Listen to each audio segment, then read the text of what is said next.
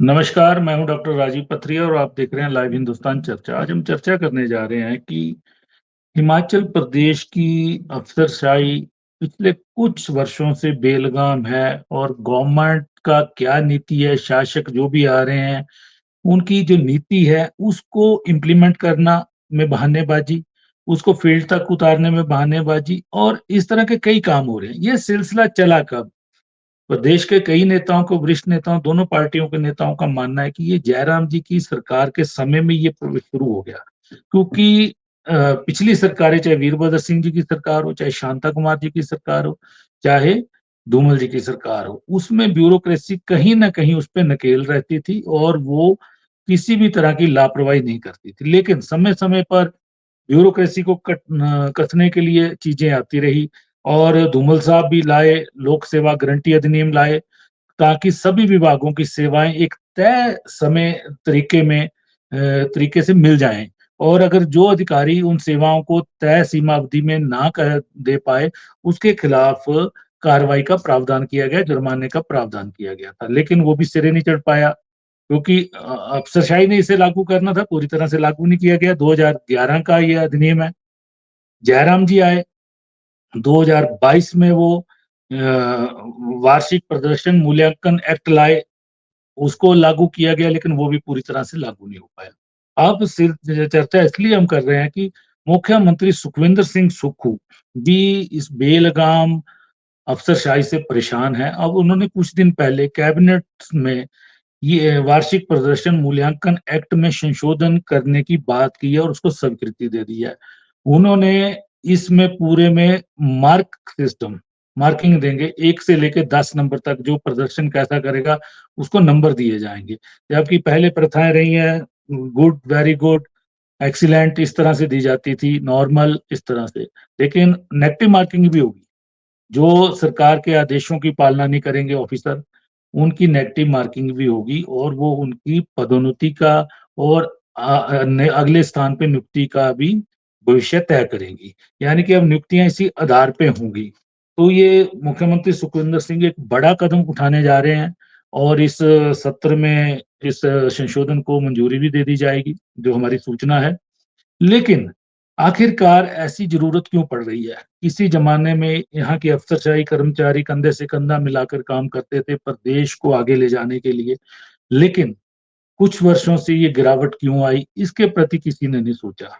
और क्या ऐसा करके सुकून साध लेंगे कि अफ़सरशाही सही काम कर पाएगी या फिर से डिले, टैक्टिस लोगों के काम करने में देरी क्योंकि मुख्यमंत्री सुखविंदर सिंह सुक्खू पूरी तरह से जवाबदेही सुनिश्चित करना चाहते हैं अपनी पूरी मैन पावर की। तो उसके लिए ये प्रयास शुरू हो रहा है। तो आज हम इसी विषय पे चर्चा करने जा रहे हैं। हमारे साथ आज चर्चा में भाग लेने जा रहे हैं प्रवीण शर्मा जी हैं, राजनीतिक विश्लेषक हैं।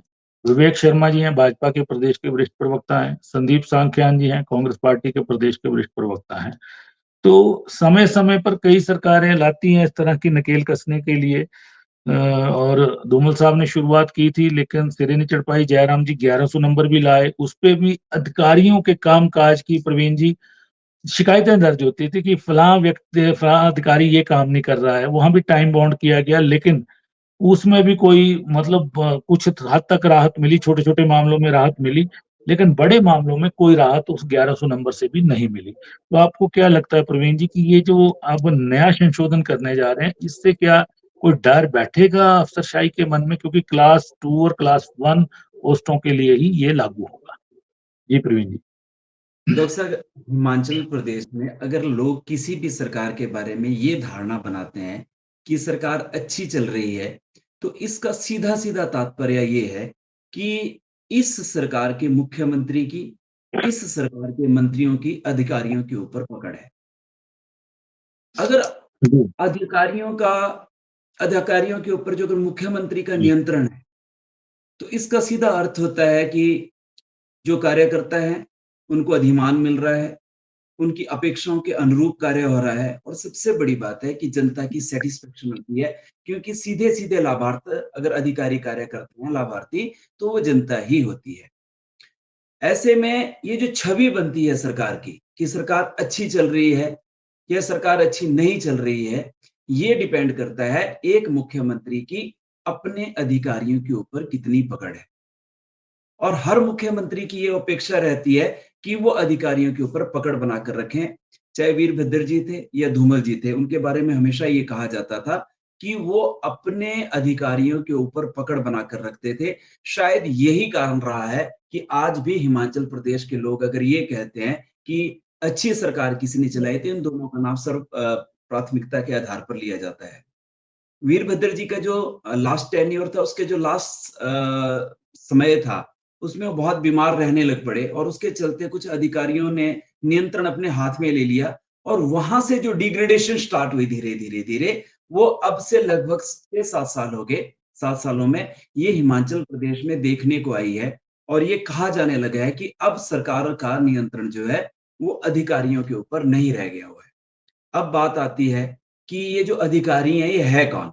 हिमाचल जी, प्रदेश की अगर हम बात करें, तो हिमाचल प्रदेश के कुल कर्मचारियों में लगभग 14,180 क्लास 1, क्लास 2 के अधिकारी हैं और ये वो अधिकारी हैं, इनको हम सीधे-सीधे रीढ़ की हड्डी कह सकते हैं। ये जी, स्टील फ्रेमवर्क ऑफ स्टेट है और सही मायने में कहा जाए तो यही सरकार है। क्योंकि जो चुनी हुई सरकार है वो तो 5 सालों के लिए आएगी। अगर दोबारा से चुन जी। ली गई तो बड़ी हद तक 10 वर्ष तक रह लेगी। परंतु ये जो अधिकारी हैं क्लास 1, क्लास 2 जो ये सरकार को चलाते हैं, जिनके बारे में मैंने कहा, इनकी संख्या लगभग 15,000 है। यही सरकार को चलाते हैं और इन लोगों ने इस बात को अच्छे से भाँप लिया है। ये जो लोग आ रहे हैं चुन के, ये सिर्फ़ 5 वर्षों के लिए आ रहे हैं और ये जो चुन के आ रहे हैं, अब जी, इनका जो है, ये चुन के आने के बाद इनका जो इनका मुख्य लक्ष्य जो है, वो सब सेवा नहीं बचा हुआ है। जब वो चुन के आए हुए लोग जो हैं, वो एक तरह से सेवा के बजाय राजनीति को धंधा बनाना शुरू कर चुके हैं। तो जब ये कमज़ोर नस अधिकारी पकड़ लेते हैं, तो उसके बाद जो है, अपने हाथ में धीरे-धीरे जो अधिकारी जो है, नियंत्रण में ले लेते हैं। मेरा व्यक्तिगत मतलब अनुभव है और उस अनुभव के आधार पे कह सकता हूँ। जब एक नेता जी, ठेकेदारी करेगा, एक नेता सप्लाई करेगा और वो किसके थ्रू करेगा? वो अधिकारियों के थ्रू करेगा। जिस दिन वो ऐसा करना शुरू कर देता है, उसके बाद जो है नियंत्रण धीरे-धीरे खत्म होता जाता है अधिकारियों से। ये सबसे बड़ी कमी है और दूसरी सबसे बड़ी कमी है कि अब जो राजनेता आ रहे हैं, अब वो पढ़े-लिखे नहीं आ रहे हैं। मैं जी। 60% चुने हुए एमएलए जो हैं, वो 10 पढ़े हुए हैं। क्या आप उम्मीद कर सकते हैं कि एक आईएएस ऑफिसर को वो समझा पाएँगे? वो बिल्कुल भी नहीं समझा पाते हैं। और यही सबसे बड़ी कारण है कि इनको चालू बनाने का काम जो है, ये अधिकारी करते हैं। नियंत्रण की बात जैसे आपने कही, निश्चित रूप से हिमाचल प्रदेश में नियंत्रण की बात थी कि नियंत्रण करेंगे।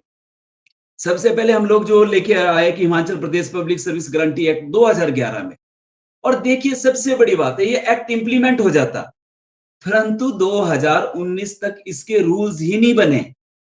और जब रूल्स बने, वो इतने ढुलमुल थे, जहां स्ट्रिक्ट लायबिलिटी तय होनी थी, उस स्ट्रिक्ट लायबिलिटी की जगह मुझे लगता है वो लायबिलिटी ही नहीं बन पाएगी। होना तो ये था कि ये इतने दिनों के अंदर ये अधिकारी काम नहीं करेगा तो उसको फाइन भी लग सकता है, सब उसको कुछ था सजा दी उसमें। जा सकती है। परंतु अब तक 2019 से लेके अब तक इस तरह का एक भी मामला नहीं आया जब किसी अधिकारी ने तय सीमा के अंदर काम पूरा नहीं किया और उसके बावजूद उसको कोई सजा मिली हो। तो ये क्योंकि अधिकारी ही सजा देने वाले हैं, अधिकारी ही काम नहीं करने वाले हैं, तो ऐसे में मुझे लगता है कि वो एक्ट भी निरर्थक ही साबित हुआ। अब बात आती है ये appraisal mark, annual performance appraisal. ऐसा नहीं था कि सुक्खू जी पहली बार लेके आए, 2011 से विभिन्न स्टेटों के ऊपर है, सेंट्रल गवर्नमेंट भी इसको करती है। परंतु जिस तरह से 1 to 10 मार्क्स और उसके बाद नेगेटिव मार्किंग की जो बात कही है, कहीं ना कहीं इन्हीं 15,000 अधिकारियों के ऊपर नकेल कसने की बात है। अगर इसकी नीति और नियत की बात करें, नीति और नियत की बात करें तो नीति भी ठीक है और नियत भी ठीक है। अगर इन अधिकारियों के ऊपर नियंत्रण हो जाए, इन अधिकारियों को प्रदेश के काम में लगा दिया जाए, तो मैं विश्वास के साथ कह सकता हूं कि हिमाचल प्रदेश देश का सच में ही सिरमौर बन जाएगा। क्योंकि ये जो स्टील फ्रेमवर्क है, ये धीरे फ्रेम बॉडी है, ये धीरे-धीरे हिमाचल प्रदेश के लिए बोझ बनता जा रहा है। चाहिए तो ये कि ये लोग काम करें, ये लोग हिमाचल प्रदेश के हितों के लिए काम करें, परंतु देखने में आया है कि काम करने के बजाय ये काम अड़ाने में ज्यादा इंटरेस्टेड है। वो वहीं तक काम करते हैं जहां तक उनका व्यक्तिगत जिसमें उनका स्वार्थ है, और उसके बाद बहुत कम ऐसे अधिकारी हैं जिनके लिए अपने हितों से ज्यादा हित जो है प्रदेश के हित है। मैं किसी के ऊपर उंगली नहीं उठाना चाहता हूं, परंतु फिर भी ये कहना चाहता हूं, अगर प्रदेश सरकार जो है इस नीति को लेकर आई है तो हमें इस नीति का समर्थन करना चाहिए, क्यों कहीं ना कहीं जो है ये प्रदेश हित में है।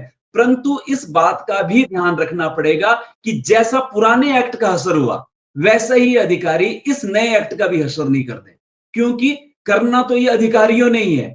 ठीक है, प्रबोध सक्सेना जी ने पिछली बार भी 2022 में इसको करने की कोशिश की थी। आज वो चीफ सेक्रेटरी था, वो एडिशनल चीफ सेक्रेटरी हुआ करते थे, अब चीफ सेक्रेटरी है।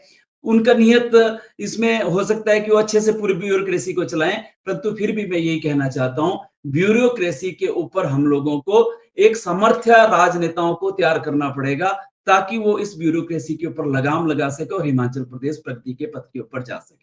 जी, जी। चलिए विवेक जी जुड़े हैं। विवेक जी, मतलब ये चीज़ें खैर जब कर्मचारी पे सीसी कंडक्ट रूल भी लागू होते हैं, सब कुछ होता है।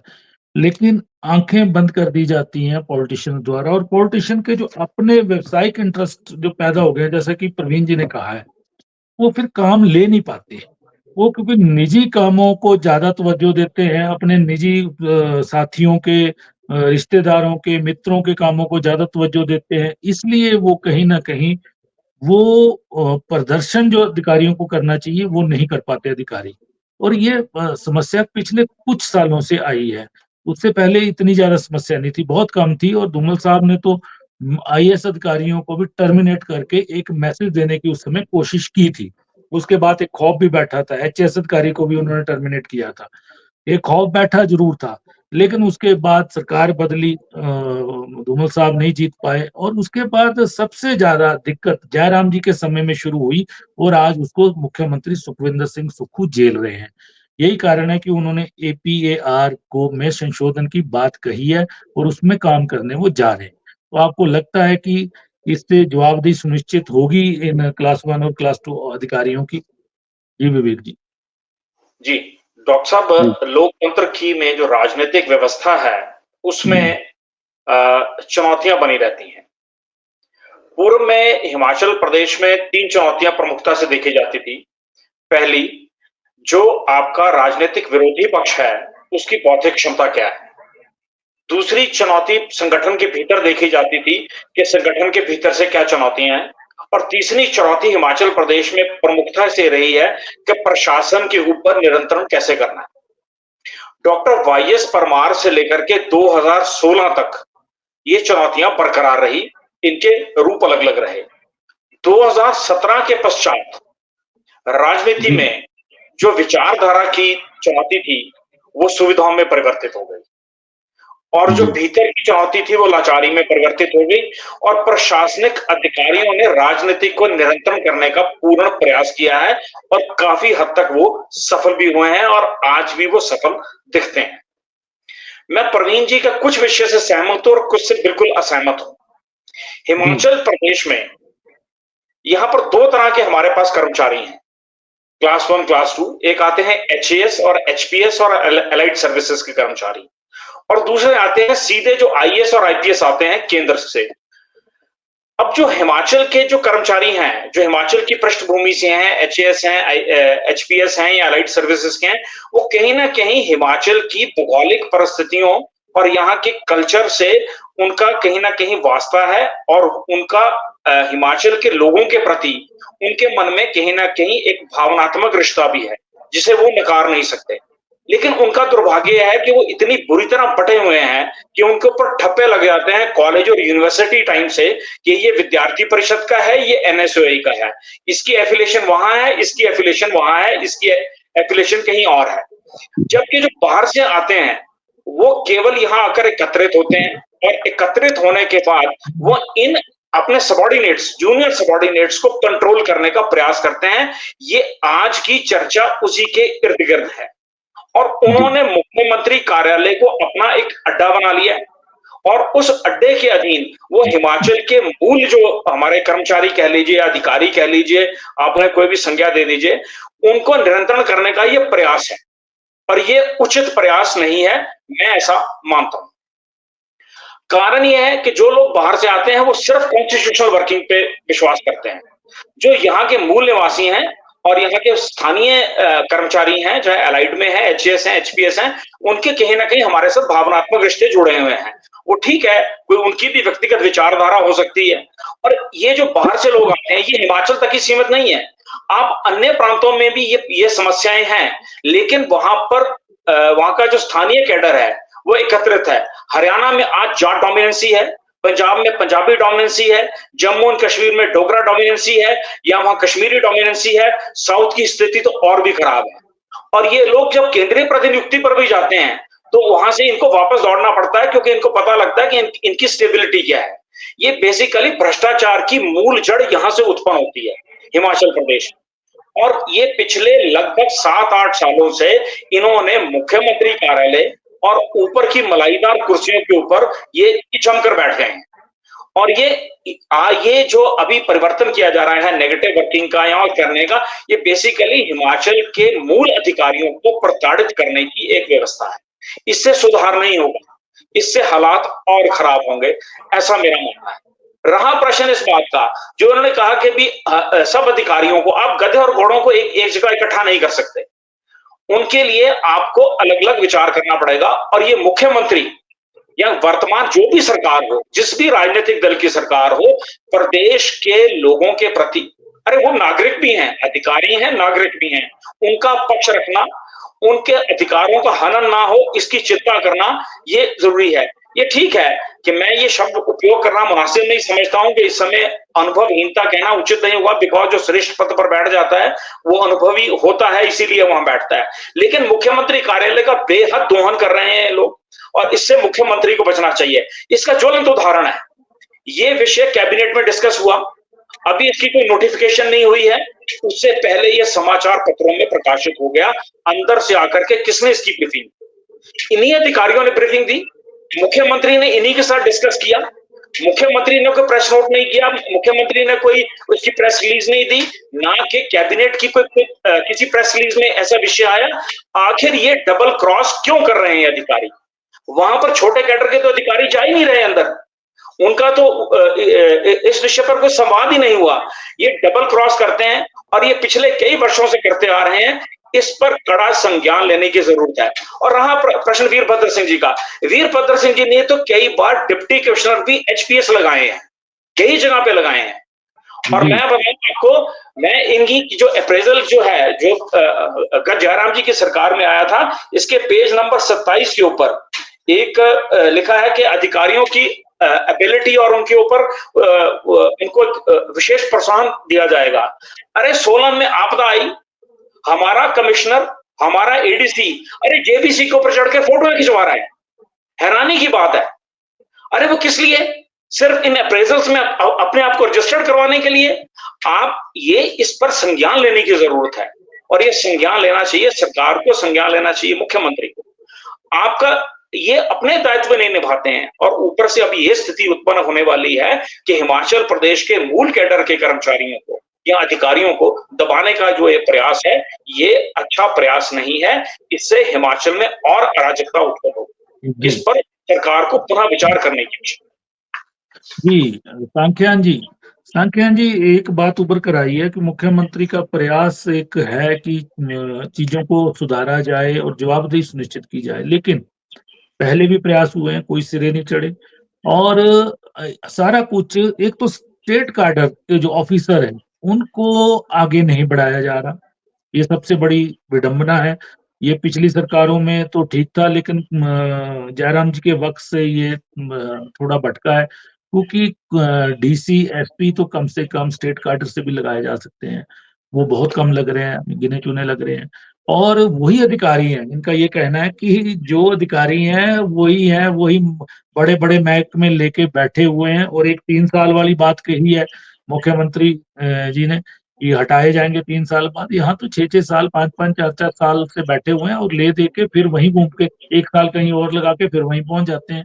तो इन चीजों से कैसे निपटेंगे? क्योंकि प्रशासनिक पकड़ वो दिखानी पड़ेगी, वो कागजों में नहीं होगी, वो तो व्यवहार में होगी। जो सरकार का व्यवहार है उसमें प्रशासनिक पकड़ दिखानी पड़ेगी मुख्यमंत्री जी को। जी जी जी डॉक्टर साहब। डॉक्टर साहब, आपकी बातें सुनी और मेरे से पहले जो प्रवक्ता बोले या राजनीतिक विश्लेषक बोले, प्रवीण जी की काफी बातों से मैं सहमत हूँ। और विवेक भाई का जो फर्स्ट फेज ऑफ इनकी स्पीच का था, उससे भी मैं काफी सहमत हूँ। इन्होंने कहीं ना कहीं भारतीय जनता पार्टी को भी इस प्रश्न के कटघरे में खड़ा किया है। बाद में ठीक है, एक राजनीतिक आदमी, एक राजनीतिक चर्चा में इन्होंने हमारी सरकार को भी कटघरे में खड़ा किया है, माननीय मुख्यमंत्री जी को भी इन्होंने कटघरे में खड़ा है, और जो डिवीजन ऑफ द ऑफिसर्स है उसको भी इन्होंने कटघरे में खड़ा किया है। लेकिन मैं इसके बारे में ये कहना चाहता हूं कि माननीय मुख्यमंत्री जी ने या हिमाचल प्रदेश की सरकार ने जो भी जिस तरह से भी परफॉर्मेंस अप्रेजल की बात की है, देखिए दो चीजें हैं। परफॉर्मेंस अप्रेजल जो है वो एक आपका मैनेजमेंट का विषय है, लेकिन मैनेजमेंट के साथ हम यहाँ पे एडमिनिस्ट्रेशन भी चलाते हैं। एडमिनिस्ट्रेशन जो है वो एक ब्यूरोक्रेसी की टर्म है, और दोनों में बेसिक फर्क, बुनियादी अंतर यही है कि मैनेजमेंट के अंदर चीजें ऑर्गेनाइज की जाती हैं, जबकि यहाँ पे कुछ चीजें जो हैं आपको व्यवस्था के अनुसार चलानी पड़ती हैं।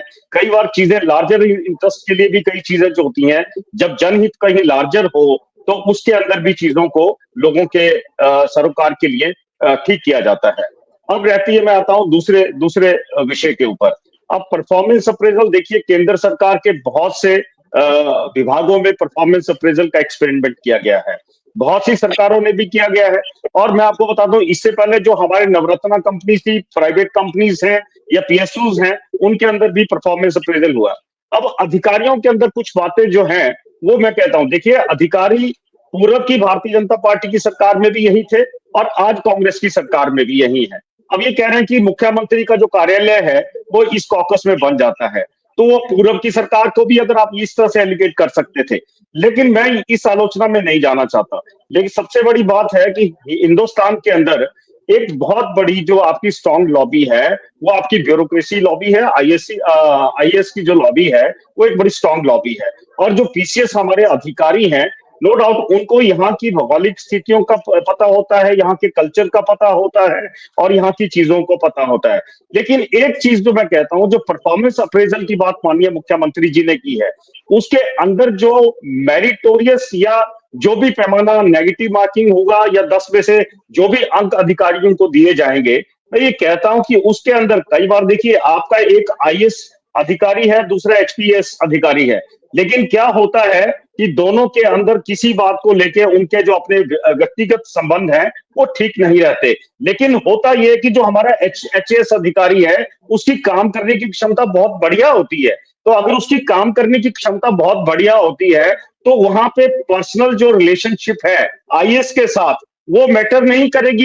इसमें परफॉर्मेंस अप्रेजल के अंदर जो मार्किंग जो यहाँ पे किया जाएगा वो उसके अंदर नहीं करेगी, क्योंकि उसकी जो परफॉर्मेंस है उसके मुताबिक उसको अंक दिए जाएंगे। जो अभी जो आउटलाइन जो तैयार की गई, जितना मैंने इसके बारे में पढ़ा है, जितनी मुझे इसके बारे में जानकारी है, तो ये जो पर्सनल संबंध है, चाहे वो टॉप लेवल का अधिकारी होगा, चाहे मिडिल लेवल का होगा, चाहे बॉटम लेवल का अधिकारी होगा, तो वहां पे कार्य क्षमता ही जो है वो उसकी आउटपुट होती है। अब इसमें बुनियादी एक तकनीकी एक खामी और इसके अंदर मैं कहता हूं, देखिए हिमाचल प्रदेश जो है वो एक वेलफेयर स्टेट है, और कोई भी सरकार होती है एक वेलफेयर सरकार होती है, तो उसके अंदर क्योंकि ये कॉर्पोरेट कंपनी तो है नहीं, तो अगर ये कॉर्पोरेट कंपनी नहीं है तो अगर हमने ये कहना है कि फला विभाग को हम एक प्रॉफिटेबिलिटी के ऊपर लेके आएंगे, मान लीजिए कोई कॉर्पोरेशन है, कोई बोर्ड है, उसको हम प्रॉफिटेबिलिटी के अंदर लेके आएंगे, लेकिन वहां पे सरकार का एक जो दायित्व रहता है तो वहां पे प्रॉफिटेबिलिटी से ज्यादा जनहित ज्यादा हमारा उसमें उद्देश्य होता है।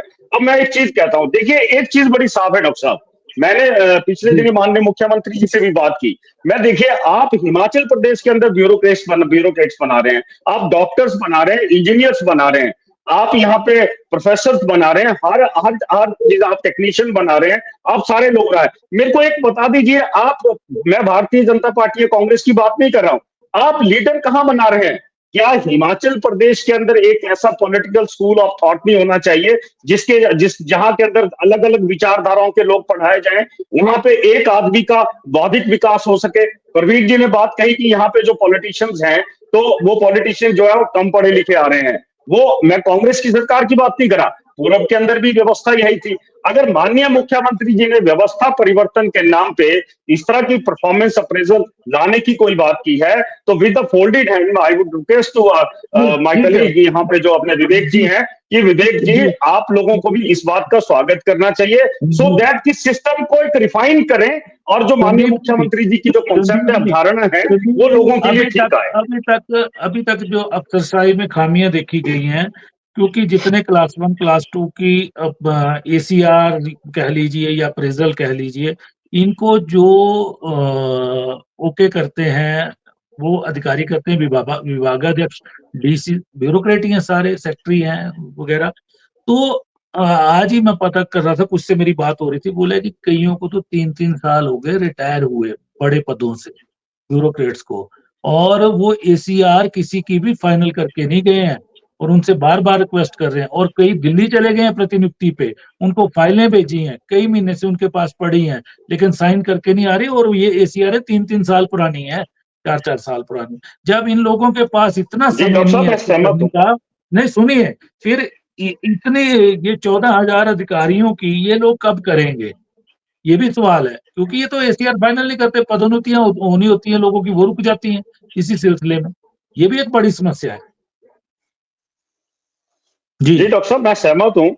इसके लिए कई चीजें, फाइनेंशियल कंसिडरेशन भी इसके लिए जिम्मेदार हैं, और मैं ये कहता हूं कि ठीक है, अगर वो लोग काम नहीं करके गए हैं, जो 3 साल पूर्व में जो काम करके नहीं गए, प्रतिनियुक्ति पे चले गए हैं, डेपुटेशन पे चले गए हैं या रिटायर हो गए हैं, तो मैं कहता हूं उसी व्यवस्था को सुधारने के लिए तो ये परफॉर्मेंस अप्रेजल की बात माननीय मुख्यमंत्री जी ने की है, कि अगर कोई अधिकारी, कोई ब्यूरोक्रेट, कोई भी आदमी जो है अपना काम ठीक से नहीं करता, तो कहीं ना कहीं तो इसको स्टेप इन करना पड़ेगा, सो दैट कि जो हमारी ब्यूरोक्रेसी की प्रोडक्टिविटी है वो बढ़े आगे।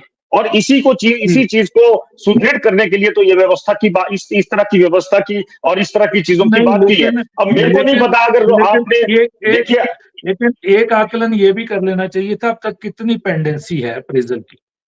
ACR पहले 2022 से पहले ACR, उसके बाद अप्रेजल, इसकी कितनी पेंडेंसी है, ये एक आकलन जरूर करना चाहिए था, जो नहीं किया गया। बिल्कुल सरकार को आकलन करना चाहिए, एंड बिफोर, अगर इस चीज को, इस कानून को या इस नियम को अगर एग्जीक्यूट करने की बात है, तो मैं अनुरोध करूंगा माननीय मुख्यमंत्री जी से कि अगर इस तरह की पेंडेंसी है तो उसको भी उसका भी समीक्षा की जाए, उसका भी मूल्यांकन किया जाए, सो दैट कहीं ना कहीं से तो स्टेप इन करना पड़ेगा व्यवस्था को सुधारने के लिए। क्यों हम जो जनहित है उसको अधिकारियों के हाथ में इस तरह से नहीं रख सकते। जी संदीप जी, विवेक जी कुछ बोलना चाह रहे थे। विवेक जी। जी जहां तक प्रश्न आता है, इन्होंने कहा सरकार को फेल करने का, अरे मैं मुख्यमंत्री को या किसी सरकार को फेल करने तक ये अधिकारी सीमित हो तो कोई दिक्कत नहीं है, उनसे लड़ा जा सकता है। ये तो प्रदेश को फेल करने को उतारू हो गए हैं। हकीकत ये हो गई है कि इस पूरे सेटअप के बाद अगर ये एग्जीक्यूट और इंप्लीमेंट हो जाता है, अभी तक जो ट्रांसफर राजनीतिक हस्तक्षेप में होती थी वो अब परफॉर्मेंस के आधार पर होनी शुरू हो जाएंगी। ये सरकार से ट्रांसफर पोस्टिंग का भी अधिकार छीनने तक मतलब पहुंच जाएंगे ये अधिकारी। इन अधिकारियों का ऐसा जबरदस्त कॉकस इन्होंने बना लिया है कि ये जो दबाने की बात करते हैं, आप ACR लिखने की बात करते हैं या जो भी अप्रेजल लिखने की बात करते हैं, ये सिर्फ नीचे के अधिकारियों को दबाने का है। SDM लेवल तक या DSP लेवल तक है, उसके ऊपर के अधिकारी तो फिर वो सारे मलाईदार हो जाते हैं। ये नीचे के अधिकारियों को दबाने का प्रयास है, और ये एक स्वस्थ राजनीतिक व्यवस्था नहीं है, ये एक लोकतांत्रिक व्यवस्था नहीं है। इस तरह से आप देखते हैं कब इम्प्लीमेंट होती है और क्या इसके रिजल्ट रहते हैं। मैं प्रवीण जी के पास आऊंगा। प्रवीण जी, एक बड़े वरिष्ठ ब्यूरोक्रेट थे, वो कहते थे कि अगर मुख्यमंत्री शांता कुमार जैसा हो और मुख्य सचिव वीरभद्र सिंह जैसा हो, मतलब वो वीरभद्र सिंह को एक बड़ा कुशल ब्यूरोक्रेट की तरह वर्किंग करने वाला मानते थे, वो कहते थे अक्सर, तो इस प्रदेश की तस्वीर बदल सकती है, अक्सर वो कहते थे।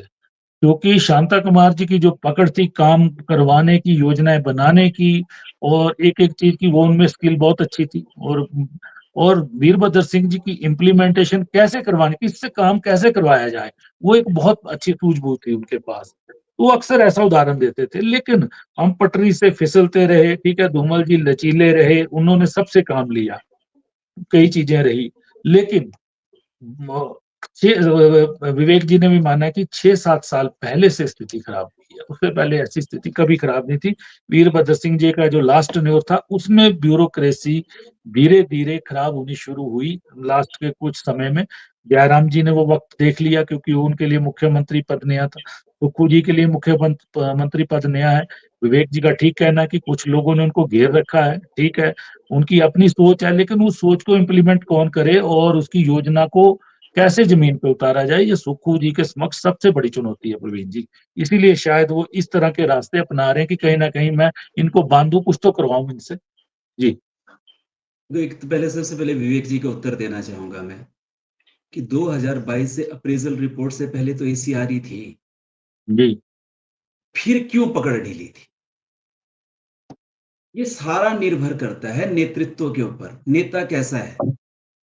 जो बात सबसे इंपॉर्टेंट चीज थी, जो हम लोग बार बार कह रहे थे कि क्या नेता को पढ़ा लिख सिर्फ डिग्री पास हो उससे नेता की अगर हम पढ़ाई जस्टिफाई करेंगे तो गलत बात। किसी के पास LLB की डिग्री है, किसी के पास PhD की डिग्री है, वो मुझे लगता है कि नेता की काबिलियत को नहीं दिखाती है। बहुत बार ऐसा भी हुआ कि जिनके पास डिग्रीज नहीं है उन्होंने भी बहुत अच्छा परफॉर्मेंस की हुई है। प्रॉब्लम कहां से आ रही है? नेतृत्व की। जब आप IAS ऑफिसर्स के ऊपर लगाम नहीं लगा पा रहे हो तब ये सारी गड़बड़ियां आ रही हैं। दूसरी बात, विवेक जी ने कहा कि ये जो बाहर से आए हुए लोग हैं ये हिमाचलियों को दबाना चाहते हैं। अरे बाहर से तो 100 लोग आए हुए हैं, ये 14,180 में बोल रहा हूं कि 14,000 लोग तो हिमाचली हैं। 100 लोग सबकी ACR लिखने वाले नहीं है। काम करने की जो प्रॉब्लम है वो धीरे धीरे, मैंने जो पहले कहा कि जब निहित स्वार्थ जो है नेताओं के आने शुरू हो जाते हैं, जब नेताओं जो नया नेतृत्व, मैं व्यक्तिगत रूप से कह रहा हूं, मैं सबको जानता हूं, सबके अपने धंधे हैं। जब एक व्यक्ति एक्शन के पास चला जाएगा कि फला मेरा काम कर दो, तो क्या फ्यूचर में एक्शन उसका उसके कहने के ऊपर किसी को दबाएगा? नहीं दबाएगा। जब राजनेताओं ने अपने लिए सुचिता ही नहीं रखी है, बात करते हैं शांता जी की, तो शांता जी की व्यक्तिगत सुचिता बहुत बड़ी थी। उन्होंने इस वजह से IAS अफसर उनसे डरते थे, वो निर्णय लेने से कभी हिचके ही नहीं। अगर उनको किसी को सस्पेंड करना था वो सस्पेंड करते थे, अगर उनको किसी के खिलाफ कोई एक्शन लेना था तो वो लेते थे। ये जो बात बिल्कुल ठीक कही कि निर्णय लेने वाला नेतृत्व चाहिए तो शांता कुमार जी थे, और बहुत अच्छे से इंप्लीमेंट करने वाला जो चाहिए तो वीरभद्र जी जैसे व्यक्ति चाहिए थे। क्यों? क्योंकि उनको नॉलेज था और उस नॉलेज की वजह से व्यक्तिगत क्षमताओं को वो ऑफिसर्स की जानते थे। जब तक हम लोग ऑफिसर की व्यक्तिगत क्षमताओं को नहीं जानेंगे, जब तक हम लोग सिर्फ और सिर्फ इन लोगों को व्यक्तिगत विचारधारा के ऊपर पोस्टिंग देंगे, इससे बजाय इनकी काबिलियत का पूरी तरह से उपयोग नहीं करेंगे, तो यही होगा, जो ढांचा है वो चरमराएगा ही चरमराएगा। अब बात आती है ये अप्रेजल रिपोर्ट जो मुख्यमंत्री जी ने की है। मैं कहता हूं हो सकता है ये चीजें खराब हो फ्यूचर में, तो फ्यूचर में बदली भी जा सकती है, परंतु अगर सरकार अधिकारियों के ऊपर नियंत्रण करना चाहती है, वो चाहती है कि इन 14,000 अधिकारियों को किसी न किसी तरह से काम पर मैं फिर कह रहा हूं लगाम नहीं लगाए, लगाम लगाने का सवाल ही पैदा नहीं होता है। इनको काम पर लगाया जाए, जो इनका काम है वो इनसे काम लिया जाए, इनकी जवाबदेही तय की जाए, और जवाबदेही खाली जवाबदेही नहीं तय करके स्ट्रिक्ट लाइबिलिटी जो अमेरिका में होती है उस तरह से तय की जाए। मैं विश्वास के साथ कह सकता हूं ये हिमाचल प्रदेश विकास के पथ पे दौड़ेगा। जी चलिए विवेक जी जल्दी करने का हमने किस तरह की लीडरशिप आगे बढ़ाई है? जी विवेक जी जवाब दे दीजिए। प्रवीण जी ने योग्यता का प्रश्न उठाया। 2022 से पहले आप भी इसी व्यवस्था का हिस्सा थे और आपको पता है कि ब्यूरोक्रेसी ने योग्यता का दोहन किस प्रकार से किया, और योग्य कार्यकर्ता आज कांग्रेस में भी हैं। मैं ये नहीं कहूंगा कि सारे नालायक हैं, वहां पर भी उनका दोहन किस प्रकार से हो रहा है, उसके लिए ब्यूरोक्रेसी की क्या रिस्पॉन्सिबिलिटी है, और ये वो 100 लोगों का कॉकस कौन सा है, उसे कैसे तोड़ा जाएगा, इस पर विचार करने की आवश्यकता है। 100 में से भी चंद लोग, पूरे 100 नहीं, चंद लोग उंगलियों पे गिने जा सकते हैं, वही चलाते हैं व्यवस्था, चाहे मुख्यमंत्री जयराम जी हो, चाहे मुख्यमंत्री सुखविंदर सिंह सुक्खू जी हो। ये बोल रहा था कि आज का जो विषय था ये बहुत बढ़िया, बड़ा प्रोग्रेसिव विषय आपने चुना है और मैं इस विषय का स्वागत भी करता हूं। लेकिन और मैं रिक्वेस्ट करूंगा भाई विवेक जी से, नहीं हो, मैं भाई विवेक जी से बोलना चाह रहा था कि मैं सिर्फ विवेक जी से एक बात कहना चाहता हूं कि अफसरों के बीच में भी डिवीजन ना करिए, जैसी नियति और नीति भारतीय जनता पार्टी की है। HS भी IAS मानते हैं बात। हम तो आप में भी स्टेट कार्डर की कदर करनी चाहिए, लेकिन अच्छा होगा उससे। चलिए, तो आज हम चर्चा कर रहे थे कि हिमाचल प्रदेश में मुख्यमंत्री सुखविंदर सिंह सुक्खू जवाबदेही अधिकारियों की सुनिश्चित करने के लिए वार्षिक प्रदर्शन मूल्यांकन में संशोधन लाने जा रहे हैं, और उसमें वो एक मार्किंग की व्यवस्था कर रहे हैं। जो अच्छा काम करेगा, सरकार के आदेशों का पालन करेगा, उसको उसकी पोस्टिंग पदोन्नति भी उन्हीं नियमों पे तय होगी। जो खराब प्रदर्शन करेगा, काम ठीक नहीं करेगा, और उनके लिए नेगेटिव मार्किंग होगी। ये एक बड़ी बहस का भी प्रश्न बन चुका है, क्योंकि अब तक कई प्रयास होते रहे हैं। जैसा कि प्रवीण शर्मा जी ने कहा कि 2011 में लोक सेवा गारंटी एक्ट लाए प्रोफेसर प्रेम कुमार धूमल की सरकार, लेकिन 8 साल तक उसके रूल ही फ्रेम नहीं हुए। कहीं न कहीं अधिकारियों ने उसको ठंडे बस्ते में डाल दिया, नहीं चाहते थे। जयराम ठाकुर जी आए, 1100 नंबर की व्यवस्था शुरू की, लेकिन 1100 नंबर में सबको न्याय कितना मिल पाया, लेकिन कुछ को लाभ भी हुआ इससे। लेकिन 1100 नंबर में जिन अधिकारियों ने समय पे शिकायतों का निपटारा नहीं किया, उनमें से कितनों को जुर्माना लगा, कितनों की जवाबदेही तय की गई, ये सारी चीजें खंगालनी पड़ेगी। तभी पता चलेगा कि जो हम योजनाएं लाते हैं वो कितनी सफल होती हैं। अब इसमें संशोधन हो जाएगा APAR में, तो उसके बाद अधिकारी कितना काम करेंगे, क्योंकि मुख्यमंत्री सुखविंदर सिंह सुक्खू एक बेहतर सोच के साथ इस कार्य को अंजाम देना चाह रहे हैं। क्योंकि लेकिन विवेक जी का कहना था कि चंद अफसर उनसे घिरे हुए हैं मुख्यमंत्री कार्यालय, और तो ये तो हर मुख्यमंत्री के साथ रह रहा है पिछले कुछ समय से, आरोप लगते आ रहे हैं। लेकिन प्रशासनिक पकड़ मुख्यमंत्री सुखविंदर सिंह सुक्खू को अपनी मजबूत करनी पड़ेगी। तो आज हम इसी विषय पे चर्चा कर रहे थे, आप सबने चर्चा में भाग लिया, मैं आप सबका धन्यवाद करता हूँ।